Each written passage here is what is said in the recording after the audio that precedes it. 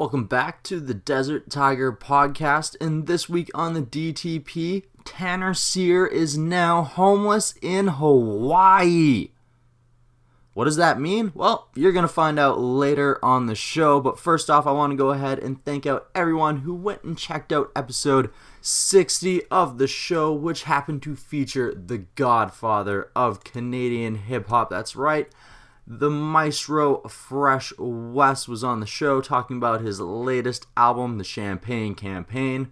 And of course, if you haven't checked that out, it is in our backlog along with 59 other great interviews that if you haven't gone ahead and checked out, maybe you want to. If you're a new listener, maybe you want to go ahead and hit the follow or subscribe button on whatever service you are listening on. I had a lot of great feedback from my conversation with the maestro, even though we had to do it very quickly. It was a 15-minute, 20-minute conversation. We got a lot of information knocked out with Fresh Wes himself, the maestro, the godfather of Canadian hip-hop. So I am extremely excited for everyone who sent me some feedback and all the love I got for that episode. After a storm you can weather, past guest Tanner Cyr returns to the DTP to discuss how his band has evolved from a solo project into the new group, Homeless in Hawaii. With new experiences, you can find new knowledge, and sometimes even new friends or bandmates. When Tanner last joined us, he was 1 month away from his first true tour, and in the process of creating his third album, A Storm You Can Weather. Since then, Tanner has managed to tour in support of the album a second time in 2018, which saw his live performance grow from a duo with now Homeless in Hawaii guitarist Leonard Menon to a 4-piece stage show capable of recreating and enhancing the material Tanner had previously written. A new band, an evolving sound you might even call super, and you'll find out why later on in this conversation, teamed with the same relentless creative passion that Tanner and Homeless in Hawaii are becoming known for. Of course, I could give you the usual introduction and rundown of Tanner Cyr, but of course I went ahead and did that on episode 18, which happened to feature Tanner. It was my first episode of 2018, so if you want to hear a little bit more about Tanner and the 2 albums he released before A Storm You Can Weather, you can go ahead and check out episode 18 in the backlog to hear all about that. Maybe you want to go ahead and check it out before getting the full scoop today about how the band has evolved into Homeless in Hawaii. But of course, until then, you always know that Tanner Cyr is going to hold you down.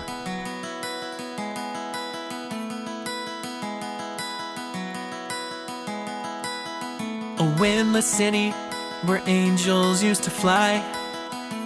Can you picture that?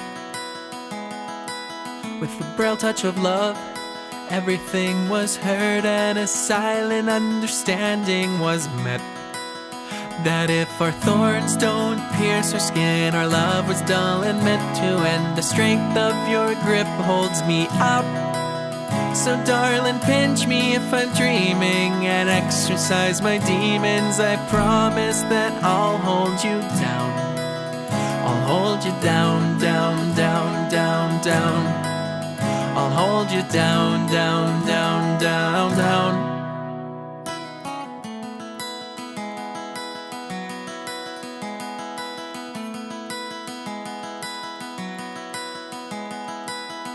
Flowers wilt with empty words, but a lover's actions are always heard.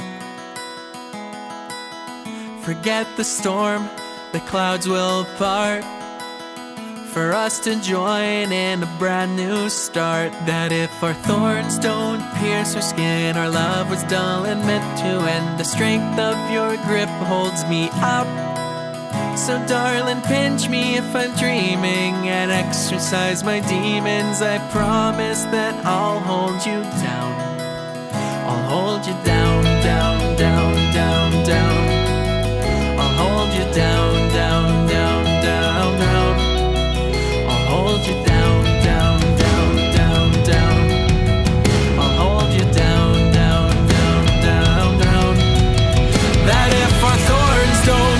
or spin. Our love was dull and meant to end. The strength of your love holds me up. So darling, pinch me if I'm dreaming and exercise my demons. I promise that I'll hold you down. I'll hold you down, down, down, down, down. I'll hold you down, down, down, down, down. I'll hold you down, down, down, down, down, down. I'll hold you down. I promise I will hold you down. I'll hold you down, down, down, down, down. I'll hold you down, down, down, down, down. I'll hold you down, down, down, down, down. I'll hold you down, down, down, down, down. The Desert Tiger Podcast. Here we go. Here we go. All right, we are here with Tanner Cyr, and he is homeless in Hawaii after a storm that he could weather. How is it going, my buddy? Hey, it's doing really, really good. I'm happy to be back with you. I am super excited to have you back on the show as well. You've had a lot of things that have happened since then, a lot of things that are happening in the near future, and I can't wait to talk about all of it today. Me neither. I could talk about this stuff till the sun goes down. I'm really excited with a lot of the stuff we're doing musically, and I guess like as the new band, Homeless in Hawaii, HIH. Yes, it's a new group. When we spoke last year, it was basically you yourself. You had met one of the members of Homeless in Hawaii at the time, but he wasn't even really like a full member. You guys hadn't even taken your full like first tour yet at that moment. Not at all. Yeah, no, Leonard, like even back in the day, I guess like when Homeless in Hawaii used to be Tanner Cyr not that long ago, I guess. Leonard, when he showed up, A Storm You Could Weather was done, so he was plugged in last minute, kind of just like, hey, do some lead guitars here, because like the guy's insane. You can show him anything and he can start playing to it, and he's got a really good musical mind, really good ears. Yeah, when I saw you guys, and this is something that when we did the episode last year, we hadn't met each other. I actually saw you guys on tour, and one thing that blew me away was Leonard's playing ability, because he can shred. I know. I just look at him sometimes on stage. I'm like, holy shit, I can't believe I'm in a band with you. Yeah, I know, because I remember our last conversation, we were talking about how you did most of the rhythm and how Cody was doing some of the leads.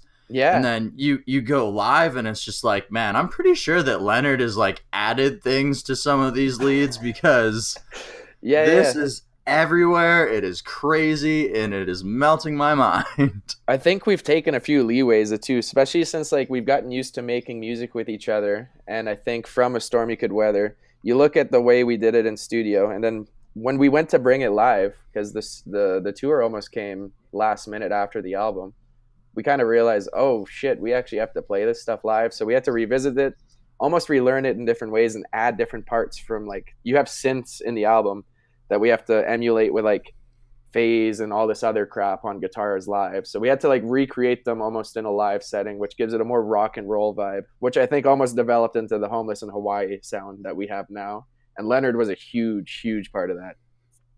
Mm-hmm. And one thing that I've noticed is with the bass is definitely taken on a lot of that synth sound in your live presentation as well, and I love 100% the way that works out with Carter is your bassist, correct? Carter Potts would be the drummer. He was the original drummer, but we did start off with Tanner Cyr. The original bass, his name is Jared Eigenram. We still keep in contact with him. He's still like a good friend of ours here in the University of Lethbridge where we all go. But no, the idea with the bass is just I don't like boring bass guitar at all. Mm-hmm. Yeah, but he only left just to go do his own project, right? Yeah. He's always been more into heavy metal. This is Jared, because now the bassist is Devin Taylor. But Jared's always kind of been into his own like heavier music. He's a classical guitarist trained, like that's his major here. And then right when this school year started back up, he got in a car accident. He had bad wrists previously, so the car accident helped his wrists. So he had to kind of step away from playing bass. And then going into the school year as a classical guitarist, he had to grow out his nails, which affects the way he can play bass too. Wow. And he's never really had huge aspirations to be a part of like a traveling group, because I like to think with us now, the group we have, I think we're all kind of on the same page of like, we want to see how far we could take this group. And I think Jared is more content with playing music as opposed to bringing it to whatever heights you could possibly bring it to yourselves. Well, and it's just it is touring is an entirely different beast altogether, which I'm sure you experienced having released 2 albums before you had even hit the road. Yeah. It was, it's almost a learning curve too, those first few times out. So before we spoke last time, you were gearing up to head out on the road with Mostly Wanted, and even after that, you got a second run in Western Canada with the boys in Alone I Walk, which also featured the Storm the Wall crew. So yes. What did the road bring with you? Because at the point, like for the first tour, you only had Leonard with you, right? Yeah, it was just me on an acoustic guitar and then his massive diddlies on top of me with his huge electric guitar. But no, it was fun. I love both bands, Mostly Wanted and Alone I Walk. Jared actually in Mostly Wanted is like very funny. He did like a shoey, and I don't know if you know what a shoey is, but it's like at the end of every one of their sets, he would pour a beer in his damn shoe and he would drink it in front of everybody. Then like, because like I'd not like thinking back on it now, like where I'm at now with our group and everything, and back in the day doing just the albums with Cody, within the last year and a half is when I first kind of started playing music live. I've never done that before, so it all happened very quick and I had to adapt quickly. So watching Jared on that first tour, I kind of took a lot of cues on how to be a front man. I just took the things he liked and kind of did it myself. And then the second time with Alone I Walk, like Pascal and Frankie are the most friendly people you could ever meet. You could just spend the rest of your days with them and they'll be happy to. But yes, absolutely. I Love them. Yeah, I learned more things watching like Frankie up on stage. So I kind of started taking cues from him, and then I'd combine that with the things I saw from Jared. And I'd just be watching all these front men as we went through these cities and stuff, and kind of develop my own way to approach the stage, I think. Well, and both of them definitely have different approaches, whereas the Mostly Wanted crew are always out for a good time, and Jared is definitely the embodiment of that idea. And it's not to say that Alone I Walk isn't out to have a good time. It's just the way that they are trying to come across with their presentation and their stage presence is entirely different, and what you can draw from both of those lead men is entirely different. 100%. Yeah, no, it was good two dynamics that I think that helped me a bit on both sides of where to be. So once you come off the road, did you right away, were you and Leonard looking for other members for the group within the University of Lethbridge, or how did you end up meeting Carter and everything else? Like, how did the full band come together? So yeah, this would be right after the Mostly Wanted run, because we, with A Stormy Could Weather, we released Nightclub Dancing Devotee as the first single. And we're like, okay, cool, we'll jump on this thing with Mostly Wanted that Cody helped set up, like Cody McManus of Storm the Wall and Bellevue. And then we got off that, we came back, and we're just kind of like focusing on finishing the record. We kind of like talked about like, oh, in the future we'll go out and maybe join something with like the bands they normally put out there. And then the Alone I Walk thing started coming up, and literally like a month-ish, maybe 2 months before like we left, we talked to Carter. We're like, hey, can you play drums in this thing we're about to do? And he's like, yeah, sure. He was previously in a band called what were they called? They were called Sideshow, and they recently rebranded as Reckless Renegade. So he does that with one of his hometown friends from Medicine Hat. So Carter just jumped on immediately as drums. We're like, cool, we got drums. And then Jared, we knew, was this really kind of like versatile musician, and we were in a few classes with him. And the guy looks like Thor. Like you could just like, he's perfect for the stage, like perfect image. So we went up to him. We're like, hey, do you think you could play bass? Like we saw you playing guitar. He's like, sure. He checked out a few things. He actually came to one of our shows. Leonard and I were playing the same kind of acoustic electric thing, and Jared was there. And then I came and sat with a table with Jared after. I'm like, hey, what do you think of that? And we chatted a bit. He's like, that's pretty cool. And the next day he told me he learned Nightclub Dancing Devotee on bass, because I kind of mentioned we were looking for a bassist. And from there I was like, oh, like he showed initiative. I just sent him every one of the songs that were unfinished. I sent him videos of me playing the bass and like, here's all the bass lines. Can you be the bassist? And that's basically how Jared fell into the band there. Okay, so you guys kind of had to rush the release of A Storm You Can Weather with the Alone I Walk Wander tour coming out, though, did you not? Yeah, it was a little bit of both. I knew the album was done. It was the mastering that we kind of rushed for the tour, and then the band itself almost rushed into it, but I think it worked out in more or less as a band way. I know we eventually remastered A Storm You Could Weather, but in terms of the band, it came together and worked out pretty well, I think, with all things considered. Well, for only a month or two to prepare and put everything together, when I saw you guys play at, I think it was Fernando's Pub in Kelowna, you guys were very tight.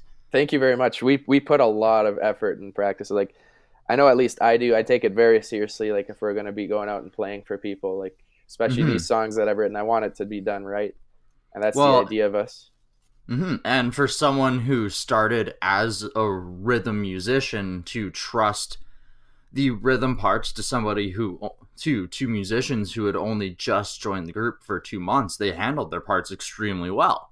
Yeah. It was leap of faith. We didn't really have another choice. So at what point did you decide to remaster A Storm You Can Weather? Was that like directly after you came off the road, or what made you decide that you wanted to put a new coat of paint on the album? Yeah, it kind of gradually happened. Like, I immediately almost wanted to redo it because it took us like 4 rounds of mastering before the first one even came out, because Cody had left for the first half of the Alone I Walk tour, and like his headphones were stolen at some point. So like we were forced together to like kind of like back and forth with like these notes to each other, like, oh, this should change, blah blah blah. So we went through 4 rounds of mastering because it was like had to be done almost in very closet style almost, until we got some, okay, this is what we have to put out, like this is the last minute thing. So we put the album out, and then after the tour I started getting in touch with Devin Taylor, who now like does the bass and everything, and like he's a wicked like engineer, like a music producer and all this stuff. He's like literally genius. So eventually I kind of started hinting at like, hey, would you want to remaster this past album we did at some point? And then like we talked about it, but we were more focused on like the few songs we were starting to do that became Homeless in Hawaii. And then I put up a video on my personal Instagram back from like when we recorded A Storm You Could Weather, and it's a clip of the bridge from Best Friends on A Storm You Could Weather. And Devin had saw that on Instagram. He's like, oh, this is actually really good, because previously he was kind of like, oh, okay, yeah, Tanner has some good songs, some bad songs. And then like he saw that and he went back and listened to the record, and then I think the next day he sent me a message. He's like, hey, I remastered all of A Storm You Could Weather. And I think ever since then is when Devin came into the fold, like 100%. So had he joined the band at that point, or was he just like outside producer? At that point he was outside producer. Jared was like, my intentions were for Jared to still be the bassist, because it all happened immediately after tour. I'd like literally the drive back from tour, we were coming from Revelstoke, and then I had to pick up my car to come back to Lethbridge. And on the drive back to Lethbridge, I'm messaging Devin Taylor, because I had previously known him at the U of L. He's kind of like a secret, like he's like a secret here. He kind of lives under a rock, but he's like brilliant. And I kind of started getting whisperings of that. So I messaged this guy. I'm like, hey, dude, like, I know you kind of do like these like extravagant, like he does like electronic music, and he's also into heavy metal, but he's like got these really cool sounds that I've always heard from him. Like, it'd be cool, like, because I always want to change my sound. Like, let's put these together. And I'm messaging him like, hey, we do this for kind of punk pop right now, but like, would you want to work together and see what we could create? And that was the day like the tour ended. I was driving back to Lethbridge, and then maybe a week later I drove back up to Calgary, and we tracked what became the first song for what Homeless in Hawaii will be releasing in about a year. Okay. Yeah. So how did tour go for the Tanner Cyr group? I mean, because it wasn't Homeless in Hawaii yet, considering that it had just been thrown together. You and Leonard were just a 2-piece beforehand. How did the touring as a 4-piece go together? How was being on the road together as a group for the first time? It actually went very smoothly. Like, I think we put a lot of pre-planning into it, and like kind of the idea of what we should expect from this city, that city, and the other. And Alone I Walk helped a great deal. I think they were like huge leaders in like terms of the sense of the tour and everything. So we just kind of followed their lead. I mean, like Carter has family in Kelowna that we got to stay with, and then Jared had friends in Vancouver that we got to stay with. So it just happened really smoothly and like really organically. I think that like just the whole stretch of those 10 or so days, I believe it was. Mm-hmm. Yeah, it went very smoothly. I was very happy with it. Oh, that's good to hear. So once you guys come back, do you start writing together as a group right away? Was like, so, because beforehand you had written the majority of the material by yourself with some outside writing help and with some friends, but now that you have a full group of musicians, how does the dynamic of writing the songs change? In some ways it has changed, but it's still just me mostly. Right before tour, we were playing around with these riffs and stuff because we were getting comfortable as a group. And a lot of that was when Jared was a part of the group, and we were going to aim for a more rock and roll sound. And I think a lot of that ended up being put into this song that I developed for Homeless in Hawaii. That's like this 10-minute song. So it's almost like we took what was about to become Tanner Cyr and threw it all in this one last song that's going to be on the record. But then I kind of started writing more stuff on piano and bass. And I've really, ever since, well, this would be coming back from tour, but the first day of tour in Regina, we wrote a song and performed it that night. Like as a group, I had an idea, and it was like hours before the show. And we're like, hey, let's just write a song real quick. And it turned out to be a really good song. So we wrote it that day, played it that day, the first day of tour, as our first show as a band. And now that song is going to be the opening track on the Homeless in Hawaii record. That is amazing. Wow. Yeah, it was hilarious. I remember looking out at like this, basically our first crowd of like not so many people being like, hey, we wrote this morning. We're ready to play it. You ready? And there's a few people looking around like, oh shit, what's about to happen? Yeah, but the song went down super well. Wow. So where did you guys write it? Like, did you guys write it inside Regina? Did you write it on the drive? We wrote it in Moose Jaw because what are their names? I'm sorry if I forgot your name and you're listening, but they're friends of Cody's and Alone I Walks that we got to stay at just the night before the show. So we're kind of chilling there. You know them, eh? Oh my goodness! I've played shows with them before, and I feel bad. I'm in a Snapchat group with these guys, and they like take selfies taking shits and send it to each other. It's pretty awesome, though. Like I wouldn't trade it, but like I feel like Highwind? Cassidy. His name is Cassidy. I know one of the Cassidy Visor. I want to believe. Thank you for letting us stay at your house. Mm-hmm. And if I got the name wrong, I'm sorry again. Yeah. Is it the Boys in Highwind? I honestly wouldn't be able to tell you which group it was. I know them more as like the people. They're kind of like, oh, these are the guys that own this house. They had a ton of video game stuff, which was cool. Okay, I know that they've toured together in the past before, so yeah, maybe it was the Highwind Boys. If it's not, maybe it was somebody else. Either way, good on them for allowing you to crash and it was awesome to write a tune. I mean, yeah, that was pretty funny. I'm always gonna remember that, especially now that it's gonna be on the record. But then, like in terms of like the songwriting change, like once it got back and like I had the summer to myself. I think like last time we talked too, I'm telling you, is like playing live is something that I want to like use to inspire me to write different ways. And now that I've seen what works live, especially pulling from material, like I can definitely see our strengths, and I built on that. And now I'm building these like grooves, and like I've really changed the way I've approached the songwriting thing. And I think that's why these songs are so different and definitely stand apart from what was Tanner Cyr and now is Homeless in Hawaii. Okay, there's definitely more energy, awesome. And I think like bringing Leonard into the loop far more. There is a few tunes on here that we all wrote as a group, kind of just jamming, but it's still mostly just me bringing the skeleton of an idea. And then I think Devin and I would have the most part in the songwriting because I bring the ideas, and then Devin really filters them. Like, okay, this part's dog shit, but this part's pretty cool. Like he definitely makes my songs far better. So I'd say it's a 50-50 thing between me and him. I bring the ideas, and then he brings them to life. Okay.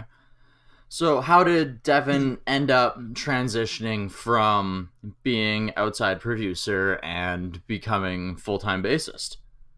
The day Jared texted me that he was in a car crash, I didn't know how severe it was because it was like super late at night, and like he didn't give too much details, but like from how I read it, I was like, oh, this might not be a good thing.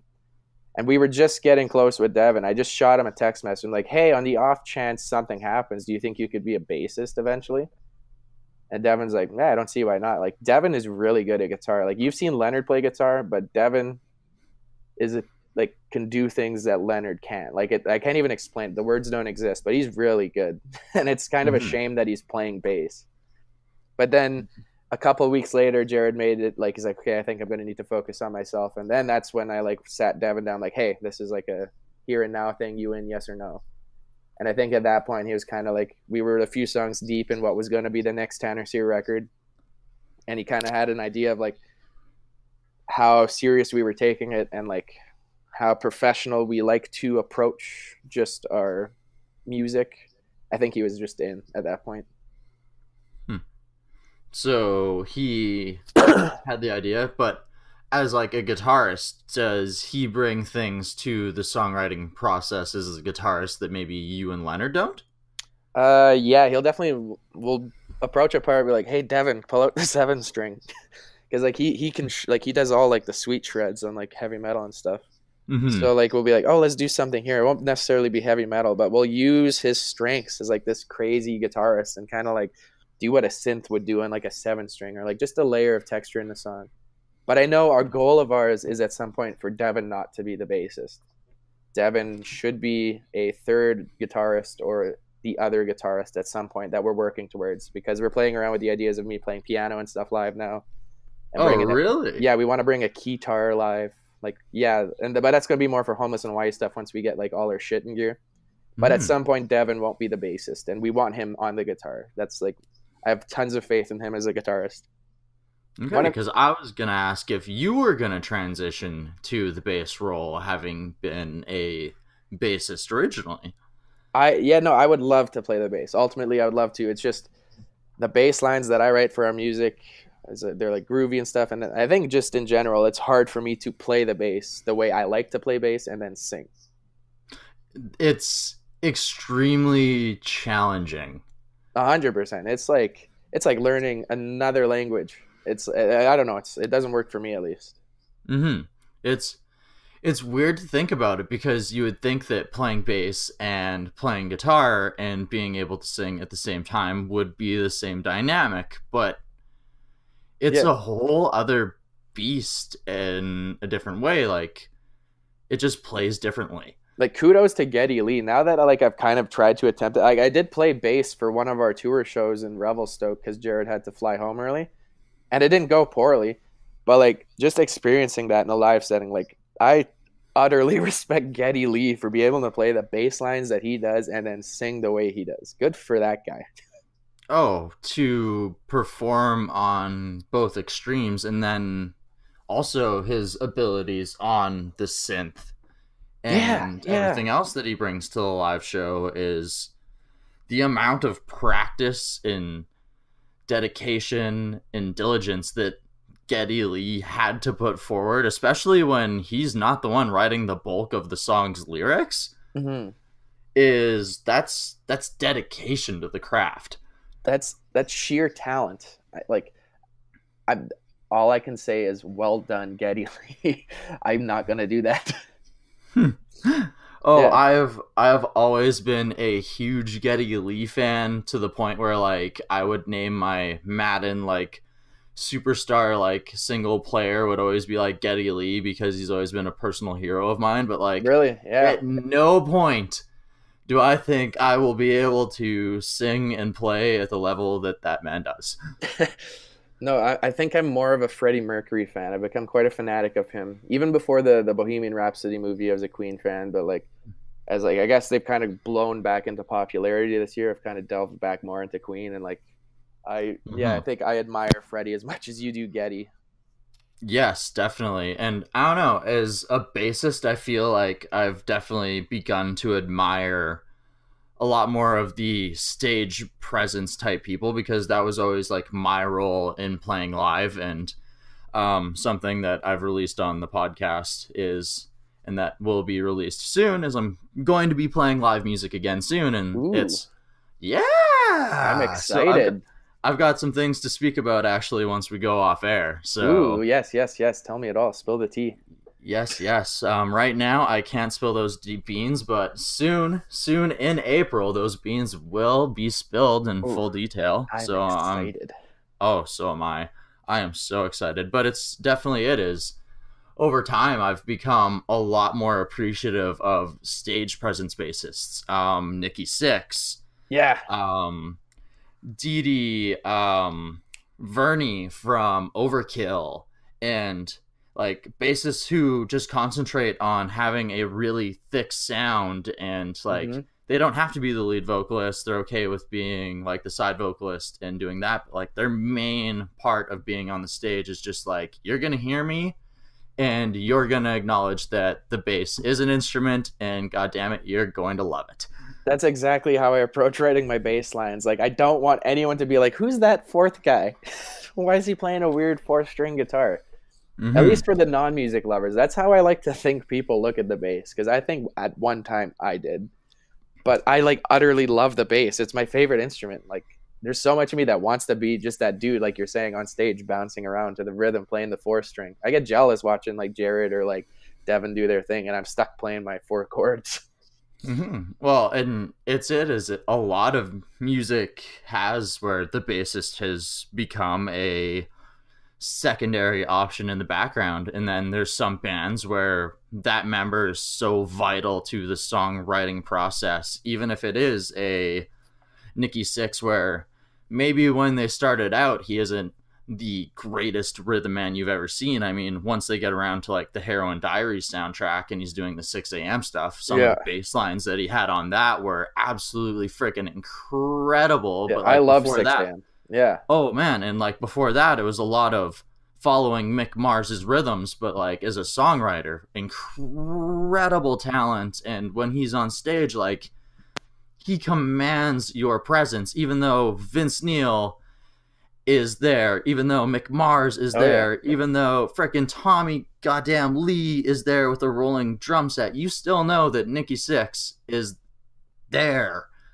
That's the part of like a thing I learned is like, it's not just about playing the music right or perfect live. It's about like engaging with the people there, like in terms of energy, and like you're bringing a show to them. It's like, if they want to listen to your music and like be absent-minded, they can do that in their car, but they're coming to your show for a little something extra, right? Like they know the songs, if they do know the songs, or if they don't, they still want that little extra. It's almost like that hook, like, come on in, like, let's go. Like, it's a show that I want it, like, it needs to be entertainment in a way. And I understand, like, with specific bands, like when you're getting to things that are extremely progressive and have really insane time signatures, like, yes, moving around is a little bit harder. Yeah. But one thing, like, I've always said is, like, when I promote shows, like when I'm trying to like give advice to other bands, or like even when I'm working in bands myself, is it's, if you can't move to your own music, why is anybody else going to? 100%. That's like the another little golden part of Leonard. That dude is like made of rubber. He will bounce around on the stage next to me. I have to like, I'll go jam with him, but I got to make sure he doesn't hit me in the head with his guitar on the off chance. He'll get on his knees, shred the best solo ever, and then pop right back up. So like, I'm so happy I have that right next to me on stage to kind of build that energy and help me kind of push me further as the front man. So it's, yeah, no, that's a huge part of Leonard and why he's still around. Really good part. And that's one thing too, is as a frontman, you want to be able, well, even as not even just a frontman, as a musician, you want to be able to feed off the energy that the crowd gives you, and you want them to be able to do the same. And within that dynamic, you want to be able to feed off of each other in the band, because sometimes the crowd isn't going to give you what you need to get started, so you're going to need each other. So having somebody who's willing to be that firecracker, no matter what the situation is, can just help your confidence. Yeah, 100%. And like you're saying, it's like it wins over the audiences that don't really know you.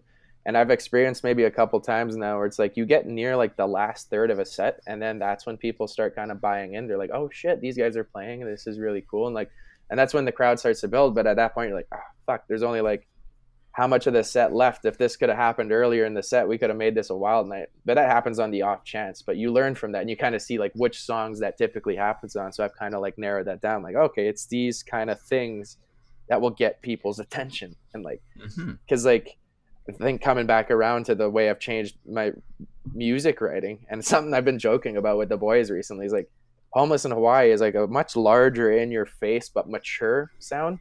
But it's very much like a Michael Bay movie. Like I'm really approaching it with this flash and bangs and groove and bass, and like there's something for everybody. You got guitar for the older people. You got like a nice groove for just like literally anyone's like inherent like brain could be like, oh, this is cool. I can move my body to this.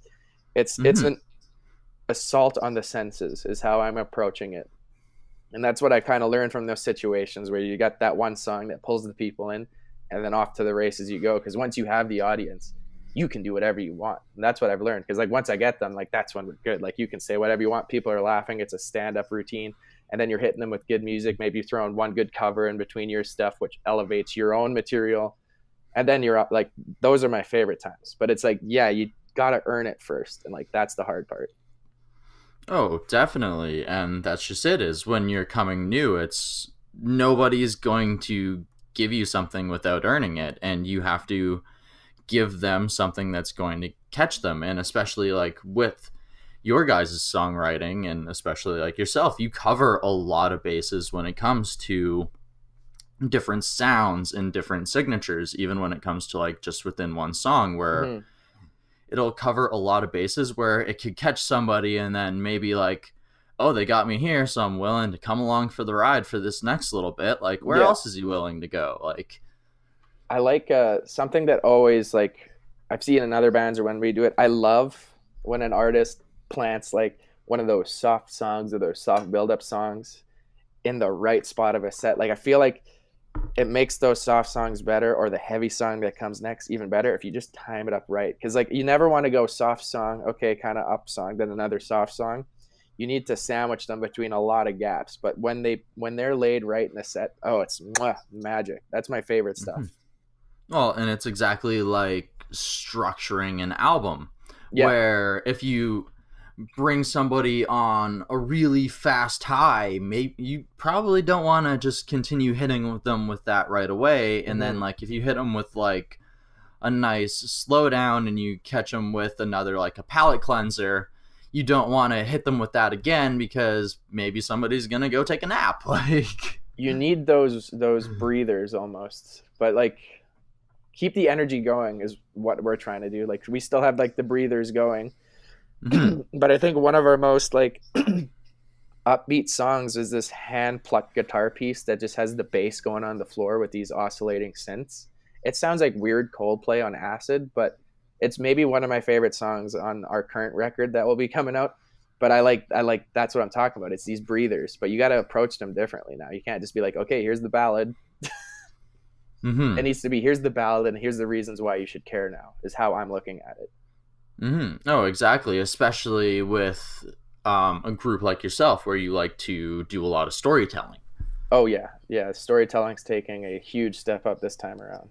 And I definitely want to know all the details, exactly what concept you guys are considering for the next album that you guys have coming up.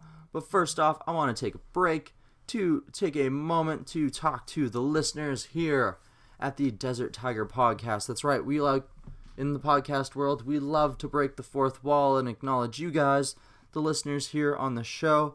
And I just wanna ask you guys a question. Do you happen to know the doctor statistics on getting yourself a Desert Tiger t-shirt? Because I've heard that a Desert Tiger t-shirt bought a day keeps the dick pill sponsors away. That's right. Every time that you guys pick up a Desert Tiger t-shirt, it allows me to tell terrible sponsors like gambling websites, like silly blue pills, and all these other hack job idiots that we don't want them because we have a great listening audience that loves to support the show on their own. And plus, I try and tell them that we actually have like a solid like 40% female listener base for the show, and they're still just like, no, take our blue pills. And it's like, no, we ain't gonna do that because we have a killer audience. I don't know what rumors you have heard about us, but Hot Chicken, tell me what you're missing. Maybe it's a Desert Tiger t-shirt, which you can get over at deserttigerentertainment.myshopify.com or by hitting us up at any of our social media. I swear I'm going to get a better domain name soon. This song is called Rumor of Us.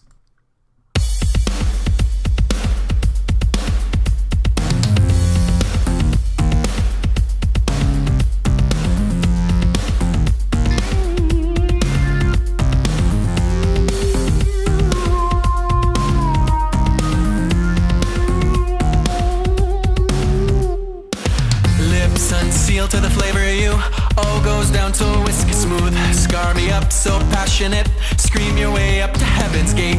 For you there are no secrets, but trust me, no one believes ya. With the heart and sex appeal of a two-faced lover, it felt so real. He doesn't know much about us when he's out of town and I'm with ya. Forget what the others will think when that shit's done right. It's so dangerous, it's so adventurous. I confess to the rumors of us. I confess to the rumors of us. I confess to the rumors of us. Oh, so dangerous. I confess to the rumors of us. I confess to the rumors of us. I confess to the rumors of us. Oh, so dangerous. I confess to the rumors of us. I confess to the rumors of us. I confess to the rumors of us. Oh, so dangerous.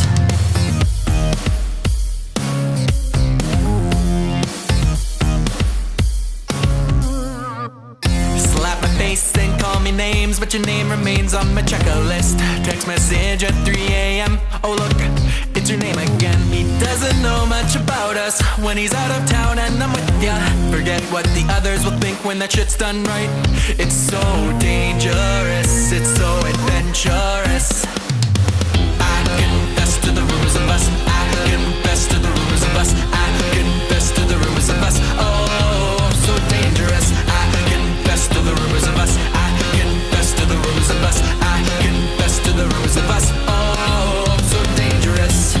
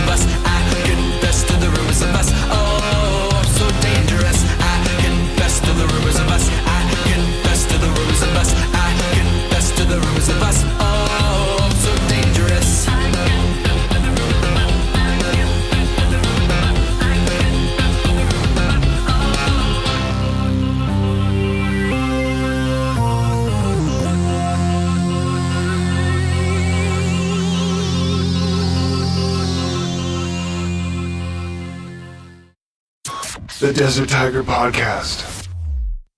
You specifically have come up with a theme for this album, a story. Would you like to delve into that a little bit? Yeah, this is for the Homeless in Hawaii record, right? Yes. Yes. It's a huge concept. And actually, I want to credit my friend's girlfriend, Sophie, because she's a psychology major. I don't know how much this has to do with psychology, but like I was just kind of like venting about something or ranting about something. She's like, oh, you have the fear of missing out. And like, I'm like, what's that? She's like, oh, it's FOMO. I'm like, immediately my brain is like, that's marketable. So I stole this idea but I've applied this fear of missing out. I just love the way it sounds. It can be a metaphor for so many things. It became this concept. And like, I'm excited for you to one day speak with the rest of the band, Carter, Leonard, and Devin, because they'll tell you I took a 10-page manuscript to them maybe in October. Leonard will tell you I'm like preparing him like, hey, this is going to be crazy, but I kind of wrote a script to our next album. And like, I can show you this document. I can email it to you. I wrote up this thing one night. It's like 10 pages long. I'm explaining, like, I'm writing these paragraphs, like this metaphor should be this. I'm writing song names that haven't even been written as songs yet. I'm like, this should go here to emphasize this. And like, here's like the track list originally looked like a script itself, because I'm using these grandiose metaphors of movies, and specifically Marvel movies, because I like to think like no one's ever done what they've done. They've like done a unique twist on storytelling. So I want to take what they've done and bring that to music before someone else does it.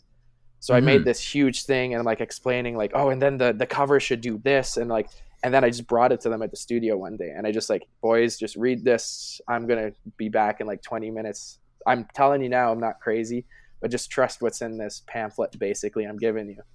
And then they read it, and I met with Leonard in like the room over. I'm like, hey, what do you think? He's like, I think this is really fucking crazy, but I think it's going to work.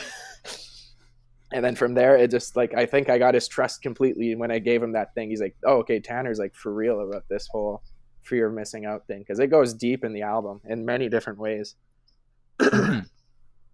Well, and that's something that a lot of people are speaking about today, is the fear of missing out. And that's a conversation that I've had with a lot of individuals, where that a lot of youth today seem to have this fear of missing out. And one thing that I've accredited to is that, well, we live in a world where there's so many solutions now. And before it was, well, you get a job and you have this career, and maybe on the off chance something will go your way and you'll be able to have your own thing. And like, now we live in a social media age where like so much, like there's so much possibility at your hands for control for what you can do. There's so much possibility for what you can achieve.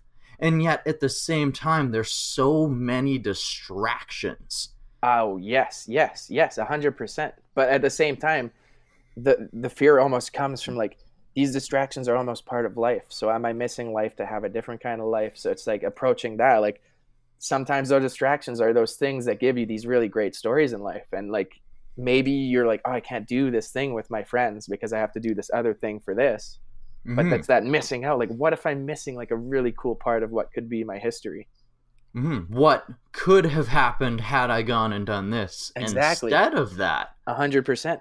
And it's those decisions that like you sit there and then like, because like anxiety is inherently built into like, I guess that statement, the fear of missing out, and like the theme itself. So it's like this anxieties, and like, because as you become an adult and your independence grows in yourself, you have to start making these decisions faster and more efficiently and appropriately for not just yourself, but like your immediate friends and relationships and stuff. So that's a struggle, I think. And I think it's extremely relatable. I think it's like hasn't been quite put into words for some people, but I think it's just these feelings that everyone goes through. And I think that's what I'm trying to put in this album, like something to just like, it's almost therapeutic, I think, what we're going to be putting out, like just this kind of like transition, because I have another metaphor, and it's like, I like the whole Marvel thing. It's like it's about becoming a superhero. The metaphor is laid out in like an origin story. So you start off as just your man, as you are as a child, with your adolescent vices and like your partying and stuff. But slowly as you grow up, you need to develop this, like, you need to respect yourself more and find love within yourself and focus on yourself, because you can't just look for validation from other people. And I think that's too in the music writing. Like, I'm just writing songs for me now. I think lastly, I used to think more like, oh, would people like if this song did this? But it's like more just about becoming yourself and becoming a good person too. I think that's something some people forget. It's like, okay, yeah, you always hear those statements like, okay, focus on yourself, like grow yourself, develop yourself. But I think what's lost nowadays is being a good person or being the hero to your own story. Because it's so easy to fall into the trap of being a bad person and pretending you're good. Because I think everyone's kind of done that. I've definitely been a horrible person at some parts of my life. But it's the idea of recognizing that and then becoming through adversity, and like definitely it's hard decisions to like mature and grow. But like it's about becoming that good person, I think.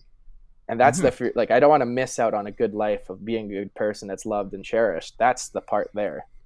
Like, I don't want to die hated, basically. And so you got to be good. Yes, definitely. And it is difficult because it, like, you grow up and you don't have a lot of responsibilities and you don't have a lot of other things. And, like, to look at it from a superhero standpoint, especially from the fear of missing out, is the responsibilities of a superhero that are self-imposed at first are incredibly huge, and then those outside influences become even bigger, where now it's everyone else is relying on you. And you look at it so much in, like, not even like Marvel and other things, where it's like when Superman dies and it's like, where is Superman? And it's like we become so reliant on this own individual that we don't even have the strength to find this courage within ourselves to try and improve the world. It's just like we're looking for that outside person, and like even Superman begins to become influenced by everyone else's opinions, because even he himself is like, he can hear them all. And it's just like, it's incredibly damning because it's so easy to take the wrong decision. And sometimes when you're in the heat of the moment, you don't know that that wrong decision is that wrong decision. Just like Batman, where in trying to do the right thing, Batman has created so many of his own villains through mistakes that he never intended to make. 100%. But like, I think it's in the name too that people forget. Batman, Superman, they're just people. That have these responsibilities, like you said, imposed onto themselves. But that's the glory of it. And I think like it's funny because the opening of Fear of Missing Out is called "I'm Just a Man," and it's like we're building like, okay, like, yeah, it's like Batman is Bruce Wayne, but Bruce Wayne can be Batman. Like, he's Batman, but he's also just the man himself. It's like, I don't think it's easy. Like, I know it's all fiction and stuff, but you look at these characters, I don't think it's easy for them to be as good and like stoic, I guess, as they are. I think it's probably very taxing. Well, yeah, and that's one thing that I really enjoy with some of the heroes out there is you look at a Carol Danvers, where like Captain Marvel, where like the 2014 run for her, where she was going through like severe bouts of depression and everything else. And it's just, it is like, because like she couldn't use her powers fully and she had no idea what's going on, and like she couldn't control it. And it's like, it's not her fault, but she feels so responsible for everyone else's safety that she is like beating herself up inside and destroying herself. And it's like, even though she is a superhero, she is still completely like, she is a human being, and she can have those pitfalls that every other single human being has. And even like for Superman, yes, he is an alien species, but as an alien species, he still has emotions. He still has a personality. Yeah. And he still has those pitfalls. Like, as the alien species, I guess they owe nothing to us, but they still bring this good side to us. They this protection too. And speaking of Captain Marvel, I thought the recent movie was just amazing. Like, I know it's been getting some subpar reviews, but I thought it was so good, very good. But yeah, the goodness that these like people in general should be able to pull from this and like be good people. Yes, and like, oh, please continue.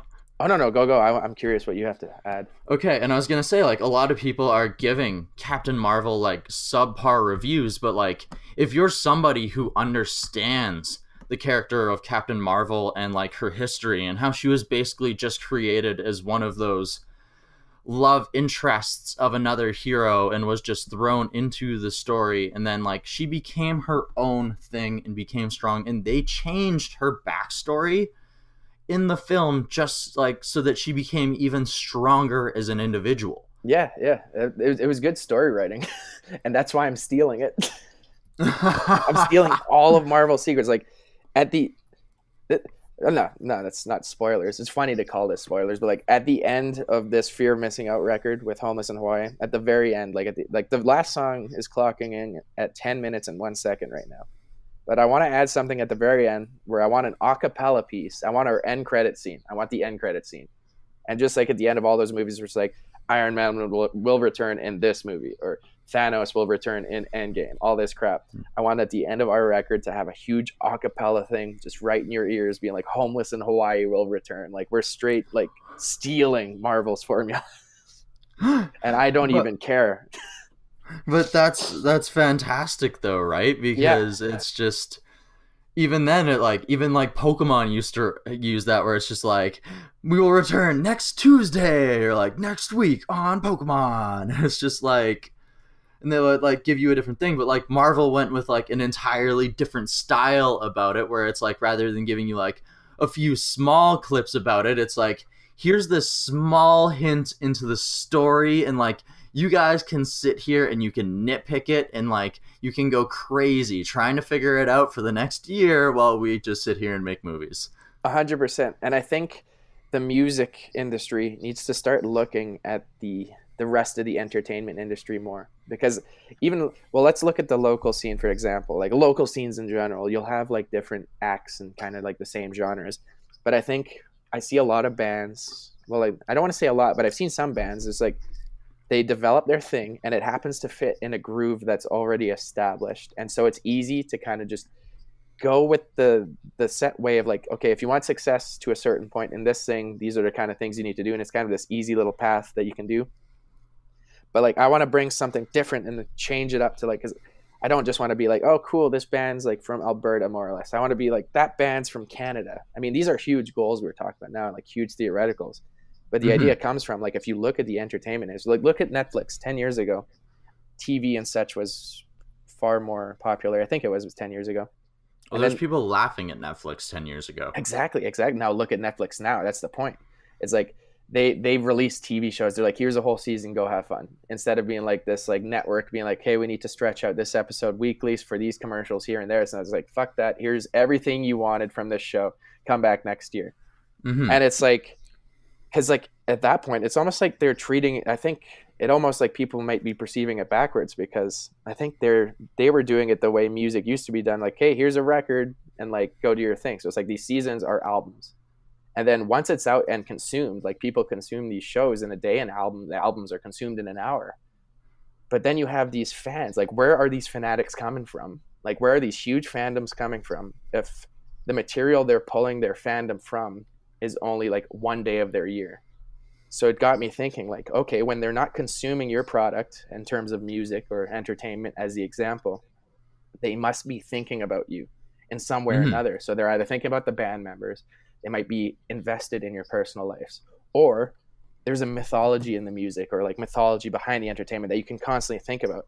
So with these metaphors and these grandiose themes and stuff that I want to pack into this, I want to treat it like, okay, here's a large piece of content that's going to keep you thinking, and you can work with it. You can develop your own thoughts on it. Like this fear of missing out. What are your fears? What can you apply that to you in your life? Like, are you afraid of going to apply for that job? Are you afraid of like committing to this relationship?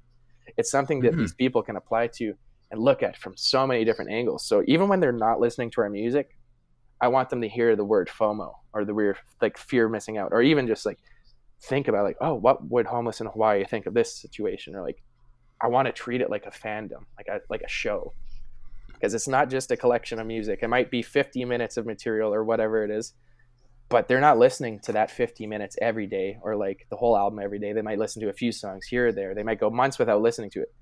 But if you want success, at least in my opinion, they need to always be thinking about you in some way or hearing from you in some way.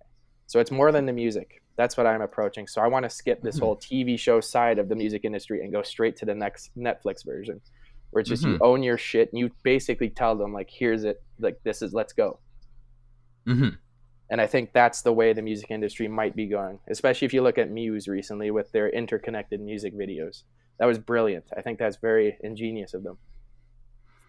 Oh, definitely. And it creates a theme, and like there's been a lot of other people who have done that too, like Danko Jones, where he had a running theme for 3 of his music videos on one of his albums. Like I want to say it was 4 albums ago. I can't quite remember the name of it, but like he had like Lemmy involved with it, and he had like Elijah Wood, and like he just had like a bunch of like, he had this running theme, and like there was an actual story involved to it. So it's like it actually like had you attached to like, okay, like I've already heard like what the next single is if I've heard this album, but it's just like I want to know what this next video is. Yeah, like because, where's the story going? Where is this leading me to? And that's something that I find is like the artist industry, because like TV and film like got to a point where like they were asking for like 24 and 26 episode seasons, and they would give you half of a season and then make you wait another 3 months to give you the other half of the season that also included the finale. Yeah. And meanwhile, they're like, these are coming out weekly. So it's like, I don't know where all this time has been going for them. And it's just it is like, and yet at that whole time, like you have to constantly keep people engaged, and you have to like somehow continue to like keep them thinking about your show and what's going on with it. And like somehow Netflix has continued to do that, where it's like they will drop an entire series in one day, and like somehow you will go out and you will see one thing that reminds you of that, and people will go and crush that. And it's just like there's people out there who like a friend will reference The Office to them, and it's like The Office isn't even a Netflix show, but like some people will go and watch that season, not even just that episode, that season that contained that quote from The Office. Yeah, that's the fans. That's the fanatic mind, and I think I'm a fan of many things, so I think I think a lot of people are. So it's easy to look at it like that. It's like let's theoretically say you release a song tomorrow and it's a really good song. How are you going to get people to listen to it? Well, you have to try and engage them somehow, because you can just release the song and you can put it out on Spotify and you can put it out on YouTube and everything else. But unless you try and engage them in some way or catch their attention, how are they going to find it?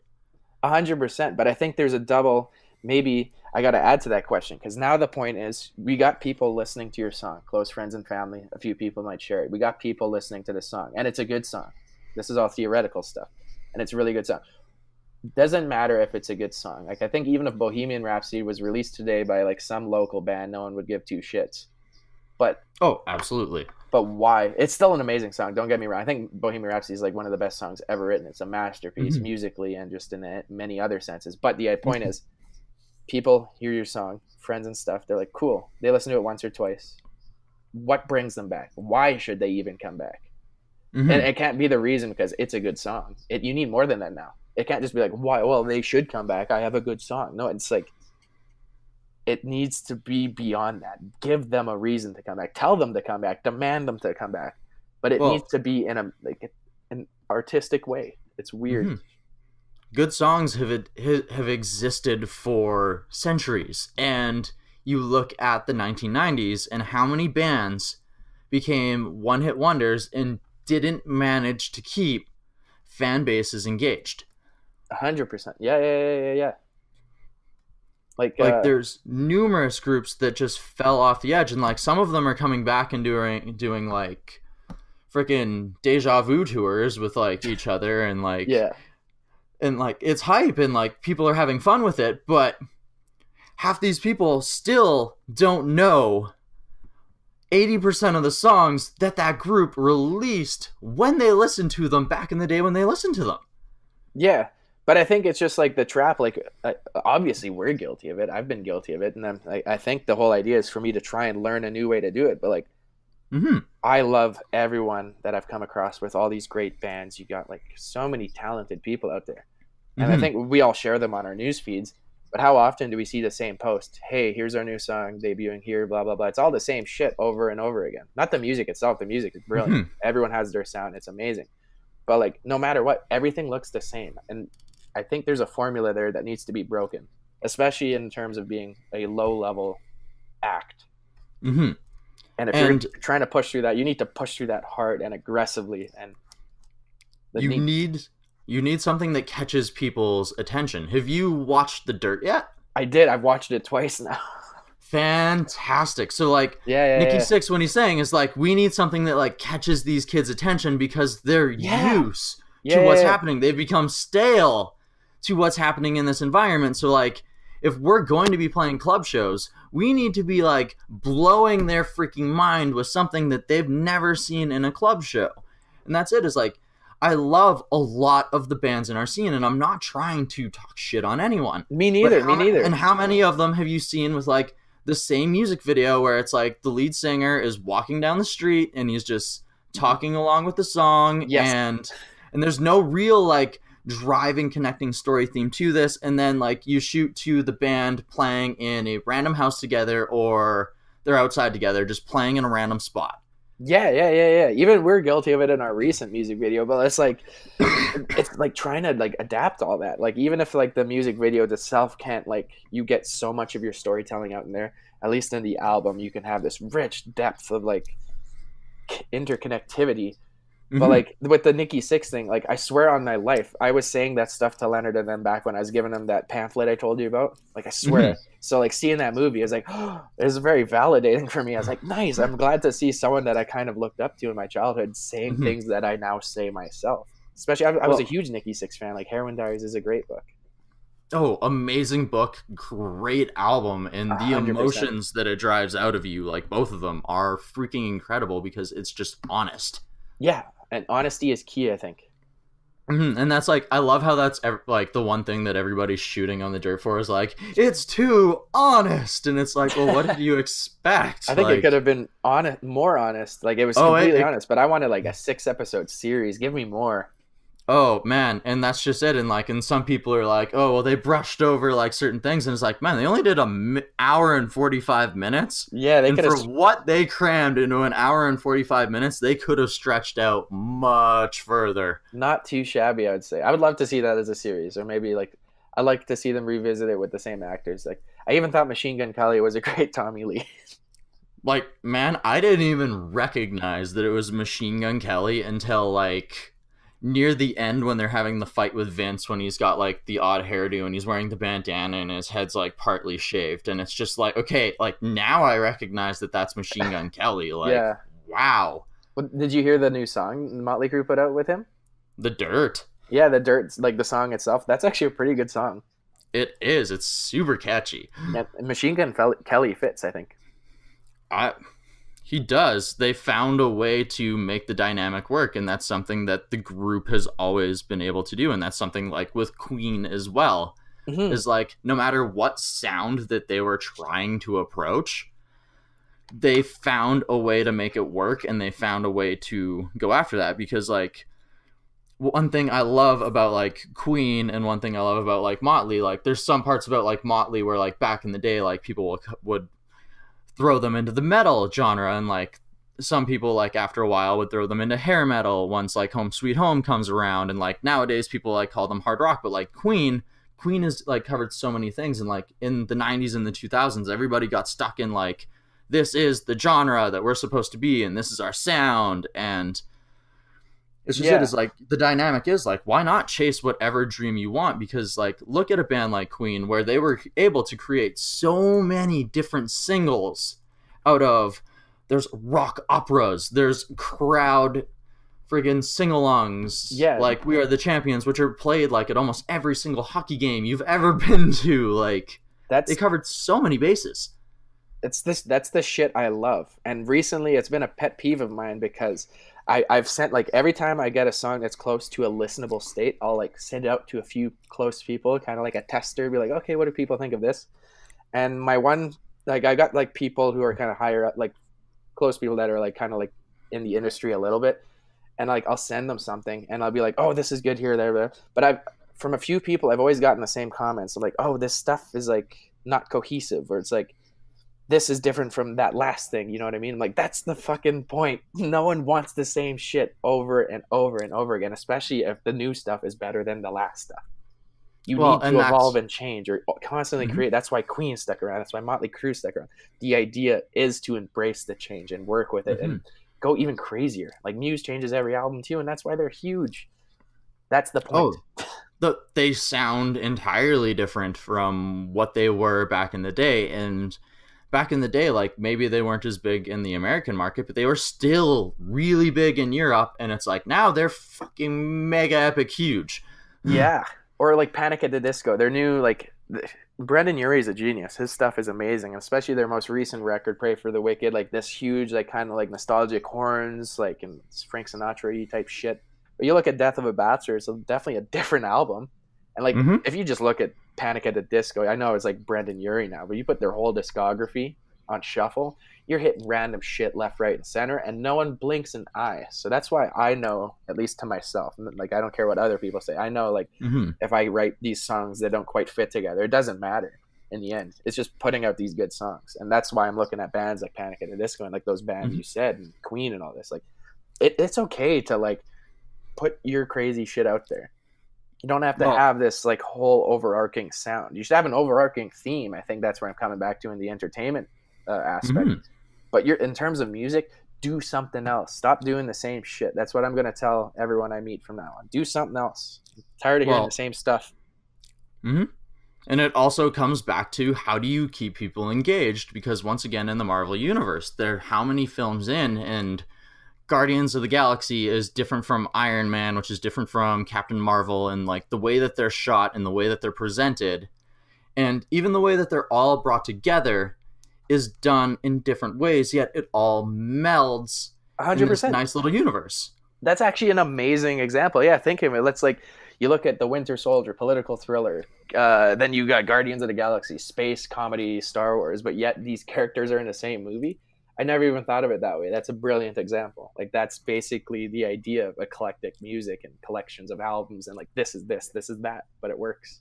Well, that's it. Is had they turned out the exact same formula 22 times, who would care right now? Well, that'd be James Bond. You'd have your small collection of people like, I like this. But yeah, no, actually, yeah, another great point. Yeah, that's why it works, actually. Yeah.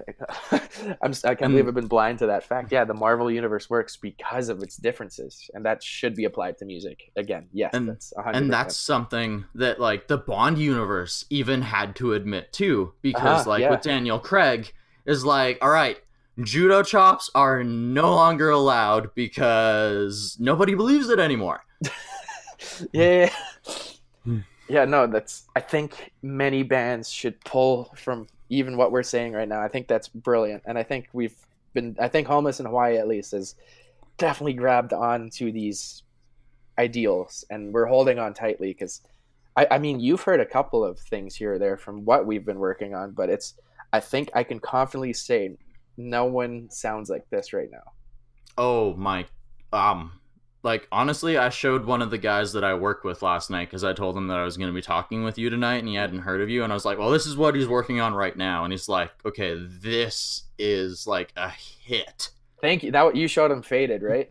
Yeah, and he's this is an absolute hit, and he was like, yeah, and then like, the guy that we work with from the front end, like our server, ended up coming back, and like right away he's moving his head and he's like, who is this? That's Homeless in Hawaii, man. Like, yeah, exactly. And I was like, this isn't even out, bro. And no, I appreciate that so much. I'm so glad to hear that reception too, because like, even myself, like, for the first time in a long time, I think I'm making the record I was always meant to or wanted to.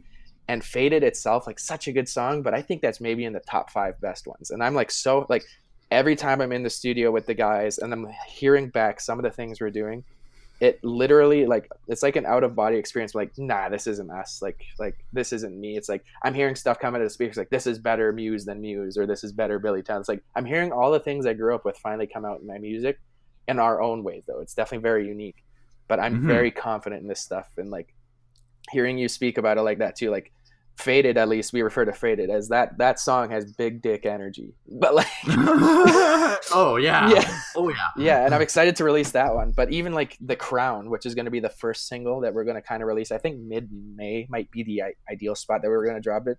Completely different from Faded, but it's same levels, like same energy. It's right up there. And I think that song specifically, as soon as people start hearing that first single, they'll be like, yes, this is a band, this is a different band, and this is a different sound and a unique sound in a way. But I'm so happy to hear that about Faded, because Faded, we've been working on that song since July. Oh, wow. Yeah, we're taking like our time with this stuff, getting every little bit perfect. Like, this is a really good album, and I can confidently say that. Yeah, if you guys are waiting to release it for next year, I can only presume that you guys are trying to put the best coat of ink and coloring that you can, giving it the comic book reference. Oh yeah, and like even the mix, I think that you have a Faded, the day after we redid the verses, like the vocals, and then the bridge, we added a whole other, like a bunch of guitar stuff that's really cool. Devin played the guitar on that actually with the 7-string Strandberg. Really nice guitar. Things like light as a feather, but beautiful. And like, yeah. But the point is, yeah, I'm so happy with this stuff. I'm so very happy. All the themes and stuff aside, just the music itself is really good. I'm like, I can really say that. Like, it's really good, I think. Well, I can't wait for the first single to drop possibly in May, and for what sounds like a very solid year planned rollout after that. Yeah. I definitely want to get us touring again. We wanted to tour this summer, but I think we're going to postpone those plans till when it's a more appropriate time for us to get out there, because we really should finish this record because we're taking our time. Fair enough. Well, sometimes you need to do what you need to do. Yeah, 100%. You can't rush certain things. Then you end up remastering an album. Yeah, exactly. I think I've learned my lessons from the past albums. It's really good to kind of know what we're doing now, or like at least have the luxury to be like, okay, we're gonna sit here for hours and work on this one specific sound, or like let's build a beat, or like it's cool stuff. Like I want to work with people too and get like some other artists featuring on stuff eventually.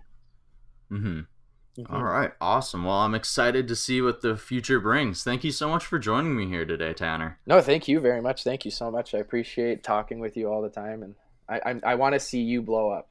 If I can see you blow up, I will feel so happy to have my name attached to you. It'd be so fun. Well, let's ride to the top of the mountain together. That's how I want it to happen. Yeah, 100%. And then you got to tell me about this thing about you playing music again. All right, we will do as soon as we stop recording. Once again, thank you, my man. Thank you very much. And with that, thank you guys so much for tuning into this episode 62. Tanner Cyr is now homeless in Hawaii. Now that you know that he actually isn't, and it's just the name of his new band, maybe you guys are gonna go check out some of the old Tanner Cyr albums while you're waiting for the new Homeless in Hawaii album to drop. New single coming out probably in May. I mean, I'm super stoked to hear the tales of a superhero suffering from FOMO, and like we discussed in this episode, I've actually heard one or two of these tracks, and it's a friggin' hit. I can't wait for you guys to hear the new Homeless in Hawaii. It is freaking amazing. Once again, thank you guys for tuning into this episode. If you enjoyed what you heard today, maybe you want to go ahead and share this episode on your social media with your friends, with your family, with whoever you think might enjoy the show. All right, next Thursday on the show, I'm going to have the man D.O. That's right, D.O. Gibson is going to be joining me on the show to discuss his upcoming album, Second Home. And we're also going to be talking about his stage-driven program in which he goes to different schools and does some motivational speaking, does a little bit of rapping, and we're going to jump all into the deep details of D.O.'s career. He is the man. We're going to get into it next week here on the Desert Tiger Podcast, that being Thursday, April the 11th of 2019. And until then, I will see you later. Have yourself a beautiful day. Whoop, whoop.